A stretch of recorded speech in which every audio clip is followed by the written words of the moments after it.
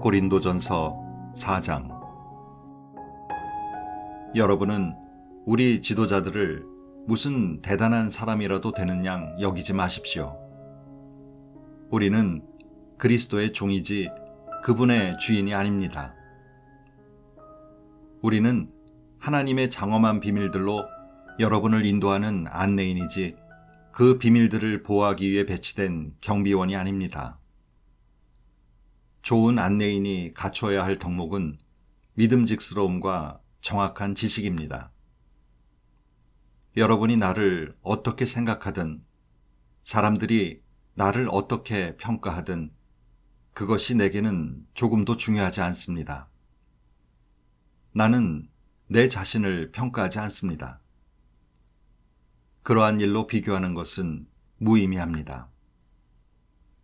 나는 여러분의 좋은 안내인이 되기에 어긋날 만한 일을 한 적이 없습니다.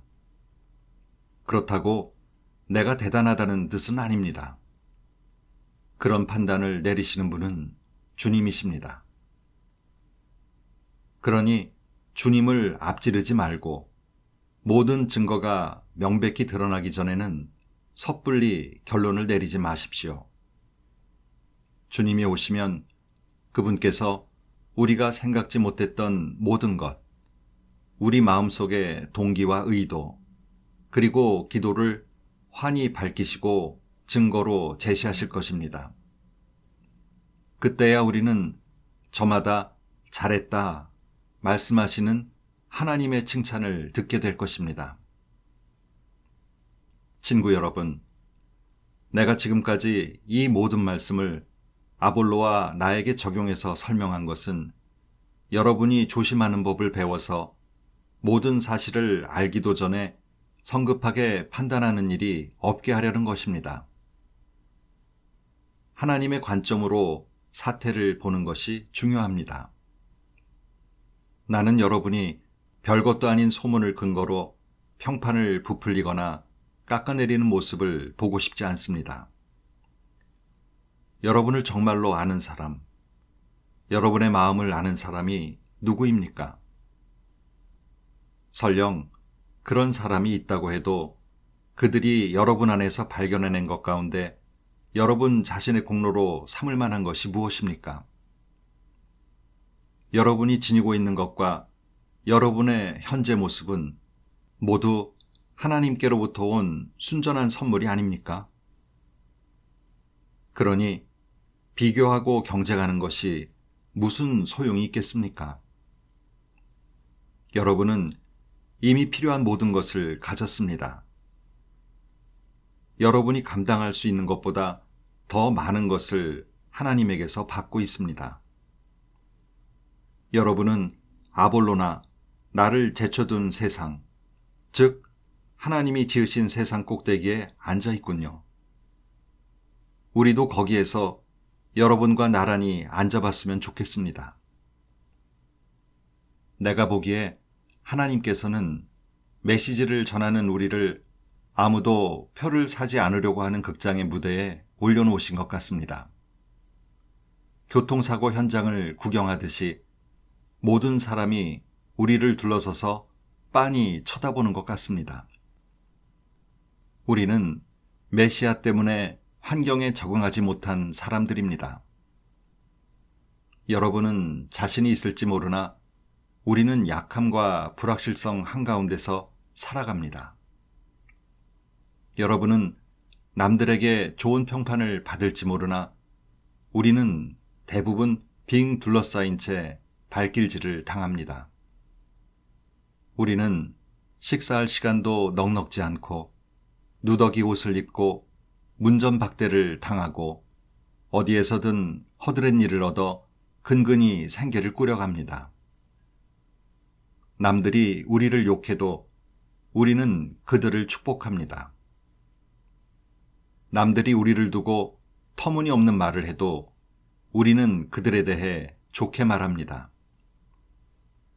우리는 부엌에 버려진 감자 껍질처럼 이 문화로부터 쓰레기 취급을 받습니다. 앞으로도 그보다 더 나은 대접을 받지 못할 것입니다. 나는 나무라듯 하는 이웃처럼 여러분의 기분을 상하게 하려고 이 모든 글을 쓰고 있는 것이 아닙니다. 나는 자녀인 여러분에게 아버지 자격으로 이 글을 쓰고 있습니다. 나는 여러분을 사랑하고 여러분이 버릇없이 자라지 않고 바르게 자라기를 바랍니다. 여러분 주위에는 여러분의 잘못을 서슴없이 말해주는 사람이 많을 것입니다. 그러나 시간과 수고를 아끼지 않고 여러분이 자라도록 돕는 아버지는 많지 않을 것입니다. 예수께서 내게 하나님의 메시지를 여러분에게 선포할 수 있게 해주셔서 나는 여러분의 아버지가 되었습니다. 여러분도 알다시피 나는 내가 직접 행하지 않는 것을 여러분에게 하라고 하지 않습니다. 그런 이유로 나는 먼저 디모데를 여러분에게 보냈습니다. 그는 나의 사랑하는 아들이며 주님께 신실한 사람입니다. 내가 그리스도의 방식과 관련해서 모든 교회에 늘 제시하는 가르침을 그가 여러분에게 새로이 기억나게 해줄 것입니다. 여러분 가운데 자만해서 내 말은 물론이고 어느 누구의 말도 듣지 않는 사람이 덜어 있다는 것을 압니다. 그들은 내가 직접 찾아가 얼굴을 마주할 것이라고 생각지 않는 모양입니다. 그러나 하나님께서 원하시면 나는 여러분이 생각하는 것보다 빨리 여러분을 찾아갈 것입니다. 그래서 우리는 그들이 허세가 가득하다는 것을 확인해 볼 것입니다. 하나님의 도에서 중요한 것은 단순한 말이 아니라 능력 입은 삶이기 때문입니다. 그러니 내가 어떤 준비를 하고 여러분에게 가는 것이 좋겠습니까? 여러분을 통제하는 엄한 교관의 모습이 좋겠습니까? 아니면 여러분과 속마음을 털어놓는 다정한 벗이나 상담자의 모습이 좋겠습니까? 결정은 여러분이 하십시오. 5장. 또한 나는 여러분 교회의 가족 가운데서 수치스러운 성행위가 행해지고 있다는 소식을 접했습니다. 여러분 남자들 가운데 한 사람이 자기 계모와 잠자리를 같이 하고 있다는 것입니다. 그것은 교회 밖에서도 용납되지 않는 일입니다. 그런데도 여러분은 그런 일로 당혹스러워하기는커녕 태연하기만 하더군요. 그 일로 비탄에 젖어야 하지 않겠습니까? 그 일로 무릎을 꿇고 울어야 하지 않겠습니까? 그런 일을 저지른 자와 그 소행에 맞서 어떤 조치를 취해야 하지 않겠습니까? 나라면 어떻게 할지 여러분에게 알려드리죠. 내 몸은 그곳에 있지 않지만 내가 여러분과 함께 그곳에 있다고 여기십시오. 무슨 일이 벌어지고 있는지 내 눈에 훤히 보이기 때문입니다. 분명히 말하건대 그런 행위는 잘못되었습니다. 그저 외면한 채 그런 행위가 저절로 없어지기를 바라지 마십시오. 우리 주 예수의 권위로 그 문제를 공개적으로 처리하십시오. 공동체의 교우들을 모으십시오. 나는 영으로 여러분과 함께하고 우리 주 예수께서는 권능으로 임하실 것입니다. 그 사람의 행위를 공개적으로 조사하십시오. 그에게 자기 행위를 변호하게 하십시오. 그러나 변호하지 못하거든 그를 쫓아내십시오. 물론 그렇게 하는 것은 그에게 충격적이고 여러분에게는 당혹스러운 일일 것입니다. 그러나 그를 지옥에 떨어뜨리기보다 그가 충격을 받고 여러분이 당혹스러움을 겪는 것이 더 낫습니다. 여러분은 그가 다시 일어서서 심판날에 주님 앞에서 용서받기를 원할 것입니다. 여러분이 그런 일들을 겪으면서 보인 경망스럽고 무감각한 교만이 나를 괴롭게 합니다. 여러분은 작은 것으로 여기지만 그 교만은 작은 것이 아닙니다. 누룩은 작은 것이지만 빵반죽 전체를 아주 빨리 부풀어 오르게 합니다. 그러니 그 누룩을 제거하십시오. 우리의 참된 정체성은 한결같고 순수해야지 나쁜 성분 때문에 부풀려져서는 안 됩니다. 우리의 유월절 어린 양이신 메시아께서 이미 유월절 직사를 위해 희생되셨으므로 우리는 누룩을 넣지 않은 유월절 빵이 되었습니다. 그러니 우리는 악독이라는 누룩을 넣어 부풀어 오른 빵이 아니라 누룩을 넣지 않은 납작한 빵, 곧 단순하고 참되고 꾸밈없는 빵으로 유월절에 참여해야 합니다. 나는 전에 보낸 편지에서 성관계가 문란한 사람들과 어울리지 말라고 했습니다. 내 말은 그 같은 짓을 하는 교회 밖의 사람들, 곧 육체 노동을 하거나 사무직에 종사하면서 사기를 치는 사람이나 영적인 사기꾼들과 전혀 상종하지 말라는 뜻이 아니었습니다. 그렇게 하려면 아예 이 세상을 떠나야 할 테니까요. 그러나 내가 지금 말하는 것은 그리스도인들을 자처하는 어떤 친구가 불륜을 저지르거나 사기를 치거나 하나님께 건방지게 굴거나 친구들에게 무례하게 굴거나 술 취하거나 탐욕스럽거나 이기적인데도 여러분이 아무 일 없는 것처럼 행동해서는 안 된다는 것입니다. 여러분은 그런 사람과 어울려서도 안 되고 그런 행위를 용납해서도 안 됩니다. 나는 세상 사람들이 행하는 일에 대해서는 책임을 질 것이 없습니다. 그러나 믿는 사람들의 공동체 안에서 이루어진 일에 대해서는 책임을 져야 하지 않겠습니까?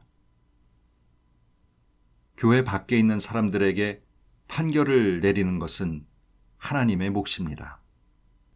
그러나 우리의 형제 자매가 가던 길에서 벗어날 때 필요하다면 그들을 내쫓아 교회를 깨끗하게 하는 것은 우리의 몫입니다. 6장. 그리고 여러분이 서로를 세상 법정으로 끌고 간다고 하는데 어떻게 그럴 수 있습니까? 여러분이 부당한 취급을 받았다고 생각하여 그리스도인의 가족인 교회 안에서 그 문제를 해결하지 않고 하나님의 방식을 전혀 모르는 세상 법정으로 앞장서 가다니 그것이 말이 됩니까? 이 세상이 예수를 따르는 성도들로 이루어진 법정 앞에 서게 될 날이 다가오고 있습니다. 장차 여러분이 이 세상 운명을 판결하게 되어 있다면 이처럼 사소한 일은 직접 판결하는 것이 바람직하지 않겠습니까? 우리는 장차 천사들까지 심판하게 될 테니 말입니다. 여러분이 이 일상적인 사건들을 판결하지 못할 이유가 무엇이겠습니까? 이처럼 불화와 부당한 일이 일어날 때 어째서 여러분은 다른 면에서는 신뢰하지 않는 세상 사람들에게 그 일을 맡겨 판결을 받으려고 합니까? 내가 이토록 냉정하게 말하는 것은 여러분이 벌이고 있는 일이 얼마나 어리석은지 일깨우려는 것입니다. 불화와 다툼이 일어날 때 여러분 가운데 그 일을 공정하게 판결할 만큼 분별 있는 사람이 하나도 없다는 것이 가능한 일입니까? 믿을 수 없는 일입니다. 여러분이 하나님을 전혀 믿지 않는 사람들 앞으로 서로를 끌고 가다니요. 정의의 하나님을 믿지 않는 그들이 어찌 정의로운 판결을 내리겠습니까? 이런 법정 다툼은 여러분의 공동체에 흉한 오점이 되고 말 것입니다. 차라리 부당한 취급을 받더라도 그냥 받아들이고 잊어버리는 편이 더 낫지 않겠습니까? 지금 여러분이 벌이고 있는 일은 더 많은 부당행위와 불의가 일어나도록 기름을 끼얹는 격입니다.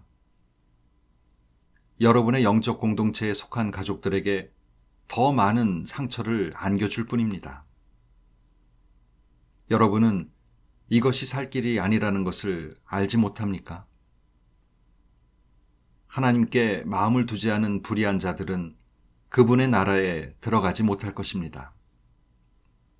서로를 이용하고 악용하는 자들, 성을 이용하고 오용하는 자들, 땅을 이용해 먹으면서 땅과 거기에 있는 모든 것을 착취하고 남용하는 자들은 하나님 나라의 시민이 될 자격이 없습니다. 여러분 가운데 상당수는 내가 무엇을 두고 말하는지 경험으로 알 것입니다. 얼마 전까지만 해도 여러분이 그렇게 살았으니 말입니다. 그러나 그 이후로 여러분은 우리 주님이시며 메시아이신 예수와 우리 안에 계신 하나님, 곧 성령으로 말미암아 깨끗해졌고 새로운 출발을 하게 되었습니다. 법적으로 문제가 없다고 해서 영적으로 적합한 것은 아닙니다. 만일 내가 해도 된다고 생각한 것을 무엇이나 하면서 돌아다녔다면 나는 변덕의 노예가 되고 말았을 것입니다. 처음에는 살기 위해 먹지만 나중에는 먹기 위해서 산다는 옛 격언을 아시죠? 어찌 보면 몸은 덧없는 것이라는 말이 타당한 것처럼 들립니다. 그렇다고 해서 여러분의 몸을 음식으로 가득 채우거나 여러분의 몸을 섹스에 내맡기는 것이 정당화되는 것은 아닙니다. 주님께서 몸으로 여러분을 영화롭게 하시니 여러분도 자신의 몸으로 그분을 영화롭게 하십시오. 하나님께서는 주님의 몸을 무덤에서 일으켜 영화롭게 하셨습니다. 그분은 똑같은 부활의 능력으로 여러분의 몸을 대하실 것입니다. 그때까지 여러분의 몸이 주님의 몸과 똑같이 존귀하게 지어졌음을 기억하십시오. 여러분은 주님의 몸을 매음굴로 끌고 갈 작정입니까? 나는 여러분이 그러지 않기를 바랍니다. 섹스에는 살갗과 살갗의 접촉 그 이상의 것이 있습니다. 섹스는 육체적 사실만큼이나 영적인 비밀이 있습니다. 이는 성경에 두 사람이 한 몸이 될 것이다라고 기록된 것과 같습니다. 영적으로 주님과 하나가 되려거든 헌신과 친밀함이 없는 섹스, 우리를 전보다 더 외롭게 하는 섹스, 결코 한 몸이 될 수 없는 섹스를 추구하지 마십시오. 성적인 죄는 다른 모든 죄와는 의미가 다릅니다. 성적인 죄는 우리 몸의 거룩함을 더럽히는 죄입니다. 우리 몸은 하나님께서 주시고 하나님께서 의도하신 사랑을 위해 다른 사람과 한 몸이 되도록 지어졌습니다. 여러분은 여러분의 몸이 성령께서 거하시는 거룩한 곳임을 알지 못합니까? 여러분은 하나님께서 엄청난 대가를 치르고 사신 여러분의 몸을 함부로 굴리면서 제멋대로 살아서는 안 된다는 것을 모릅니까? 여러분의 몸은 여러분의 영적인 부분에 속해 있는 소유물이 아닙니다. 그 모든 것의 주인은 하나님이십니다. 그러니 여러분의 몸 안에서 여러분의 몸을 통해 사람들이 하나님을 볼 수 있게 하십시오.